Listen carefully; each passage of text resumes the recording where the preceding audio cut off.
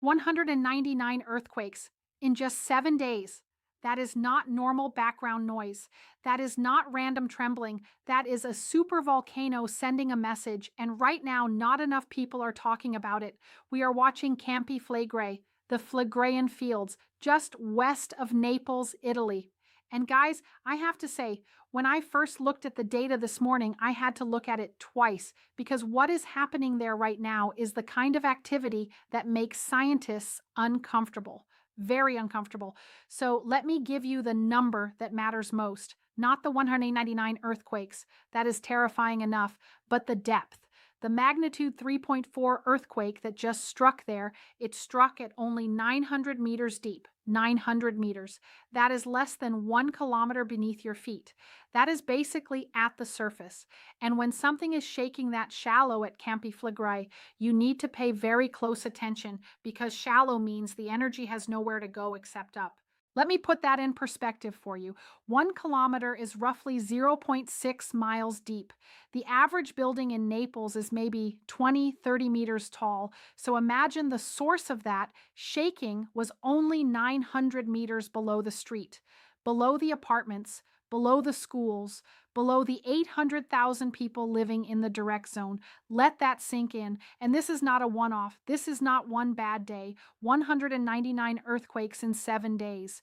That is an average of more than 28 earthquakes every single day. Some of them small, yes. But the swarm itself, the pattern, the depth, the acceleration, that is what tells the real story here. So let me explain what Campi Flegrei actually is because I think many people still do not fully understand what we are dealing with. This is not a regular volcano with a cone and a crater that you can point at on a map and say, there it is. Campi Flegrei is a caldera, a supervolcanic caldera. It is roughly 13 kilometers wide, about 8 miles across, and it sits underneath and around the western edge of Naples. The entire zone, the hills, the coastline, the towns, the streets, it is all built on top of this thing. People are literally living inside the caldera. They do not see a mountain. They are inside the crater. The last major eruption at Campi Flegrei was in 1538. That created a whole new hill called Monte Nuovo in just 2 days. 2 days. A new hill appeared. That was a small eruption by Campi Flegrei standards. The last truly massive eruption at this system happened around 39,000 years ago. And it was so catastrophic that scientists believe it may have contributed to the decline of Neanderthal populations across Europe. That is the scale we are talking about when we talk about what this system is capable of at full power. Now, I am not saying that is what is happening right now. I want to be very precise here.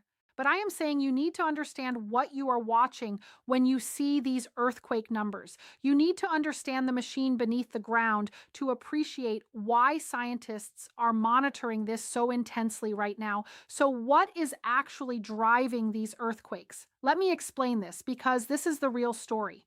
Beneath Campi Flegrei, there is a hydrothermal system. Hot fluids, gases, magmatic vapors, all of them circulating through cracked and fractured rock. When those fluids move, when pressure builds, when gases force their way upward through weak zones in the crust, they cause earthquakes. The scientific term is seismicity driven by fluid migration. And when you see shallow earthquakes, earthquakes at 900 meters, that tells you those fluids are very close to the surface, the pressure is very close to the surface. That is not a comfortable thought. The INGV, that is Italy's National Institute of Geophysics and Volcanology, they have been tracking a phenomenon at Campi Flegrei called bradyseism. This is a slow rising and falling of the ground caused by changes in pressure beneath the surface. And here is what they have confirmed. The ground at Campi Flegrei has been rising continuously. The uplift in the Pozzuoli area, which sits right at the center of the caldera, has been accumulating at rates that have not been seen since the crisis periods of the 1980s. Some measurements have recorded cumulative uplift of well over a meter in recent years. The ground is being pushed upward from below. Something is inflating under there, and now we have 199 earthquakes in 7 days with a magnitude 3.4 at 900 meters deep. I have to say, guys, this combination of signals is exactly what volcanologists and geologists watch for: rising ground, increasing earthquake frequency, decreasing depth of earthquake hypocenters. Those three things together tell you that whatever is driving this system is getting closer to the surface and it is getting more energetic. Now, I want to talk about what happened in the 1980s because this is important context and I think it is very relevant to what we are seeing right now. Between 1982 and 1984, Campi Flegrei experienced a major bradycism crisis. The ground in Pozzuoli rose by nearly 1.8 meters in less than 2 years. There were thousands of earthquakes. The strongest reached magnitude 4.0. 40,000 people were evacuated from Pozzuoli. The harbor cracked, buildings were damaged, roads were broken, and the volcano did not erupt. The crisis peaked and the ground slowly subsided again. But it left the population shaken, and it left the rock beneath the surface more fractured, more damaged, more permeable to future fluid movement than it was before. Here is why that matters right now. Each crisis at Campi Flegrei, each bradyseism episode, each swarm of earthquakes weakens the cap rock, the layer of rock that sits on top of the hydrothermal and magmatic system and holds everything in. Scientists have published research specifically on this. They call it the weakening of the cap rock over repeated unrest cycles. And when that cap rock weakens enough, the threshold for an eruption gets lower. You do not need the same level of pressure to break through a weakened barrier as you would need to break through a fresh, intact one.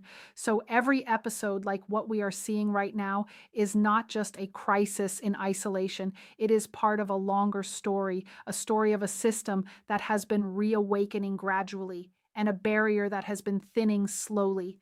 I did research on this and found scientific literature from the INGV and international volcanology teams describing exactly this process at Campi Flegrei. This is documented. This is not speculation. This is what the data shows. And right now, the data shows 199 earthquakes in 7 days. Can you really feel safe if you live in that zone? That is the question the 800,000 people in the red zone are living with every single day. And I have to say, the red zone at Campi Flegrei, that is the official Italian civil protection designation for the area of highest risk, 800,000 people. If you add the broader yellow zone, the number goes into the millions. This is the most densely populated volcanic area on Earth, more densely populated than the slopes of Vesuvius, which is already famous for that. And it is sitting on a super volcanic caldera that right now, this week, produced 199 earthquakes and a magnitude 3.4 at 900 meters depth. Why are they still there? Same reason as always.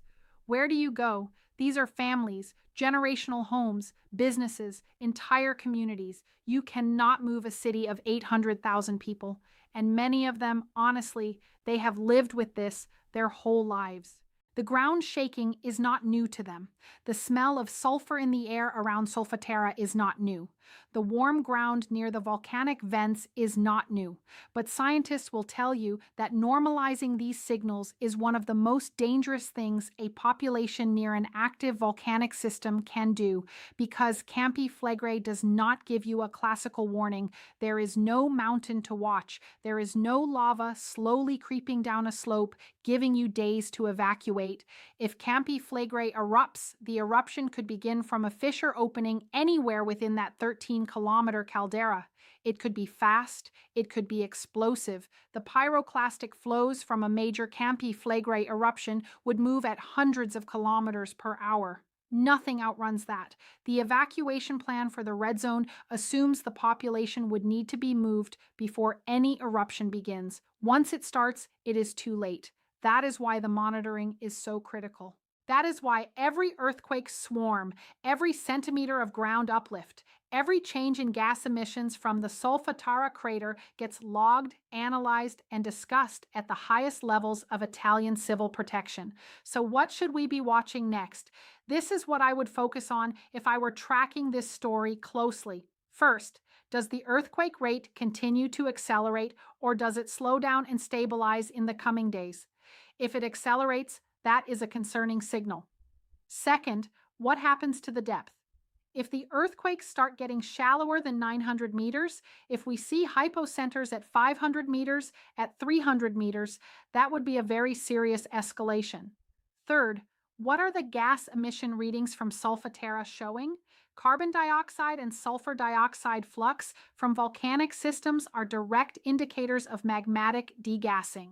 If those numbers are spiking alongside the seismicity, that adds a completely different layer of urgency to this situation. And fourth, is the ground still rising? Is the uplift rate increasing? Because if the ground is accelerating upward at the same time as earthquake frequency is increasing and depth is decreasing, that triangulation of signals is exactly what Italy's alert level system is designed to detect. Right now, Campi Flegrei sits at a yellow alert level in Italy's volcanic alert system.